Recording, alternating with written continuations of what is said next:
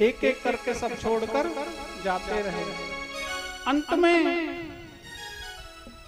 जब गजेंद्र का देह अभिमान समाप्त हो गया, अभी तक किस पे घमंड था कि मैं भी कुछ हूं, गजेंद्र हूं, हाथियों का बल है, हाथियों का भी सरदार। जैसे देवताओं में इंद्र, देवताओं का राजा इंद्र, इसी तरह से हाथियों का राजा गज प्लस इंद्र।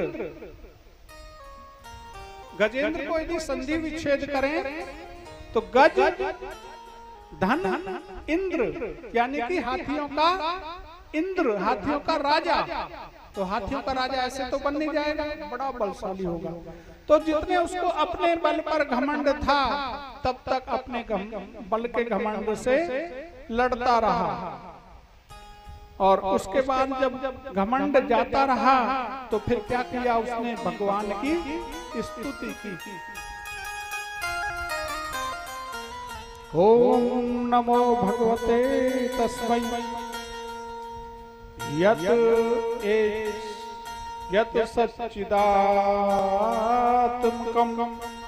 पुरुषाय आदि बीजाय परेशाय अभिधीमहि क्षेत्रज्ञाय नमस्तुभ्यं सर्वाध्यक्ष साक्षिणे पुरुषाय आत्ममूलाय मूल प्रकृतये नमः। इस प्रकार से जब विभिन्न नामों से भगवान की स्तुति की तो ब्रह्मा आदि नहीं आए, क्योंकि अनेक नामों से पुकार रहा है, लेकिन भगवान सर्वात्मा होने के कारण से श्री हरि स्वयं प्रकट हो गए।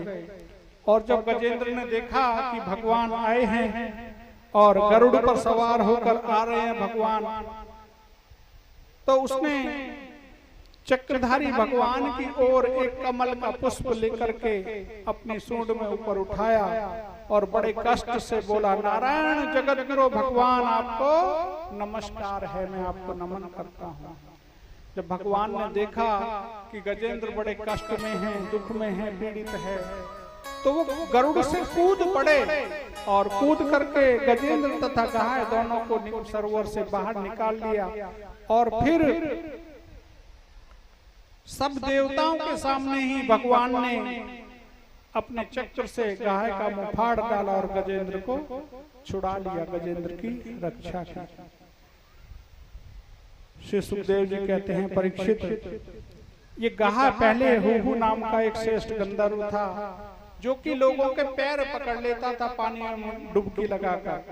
एक दिन इसने यही कार्य देवल ऋषि के सामने किया, उनके साथ किया, तो उन्होंने इसको शाप दे दिया कि जा तू गाय की योनि में पहुंच जा, तो वो ग्रहाय बना।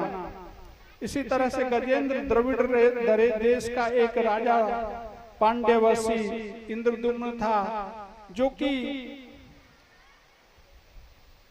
एक बार इसने राजा के होते हुए भी राजपाट छोड़ के जटा बढ़ा ली और साधुओं का सा वेश धारण कर लिया।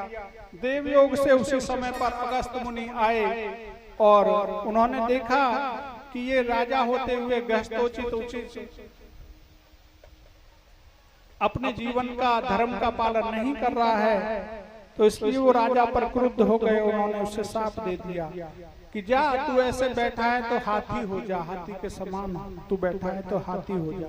इसी शाप को सत्य करने के लिए ये दोनों गाय और गज बने हैं।